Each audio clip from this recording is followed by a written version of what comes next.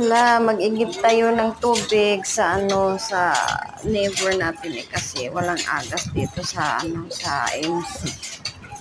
Ilang weeks na, ilang month na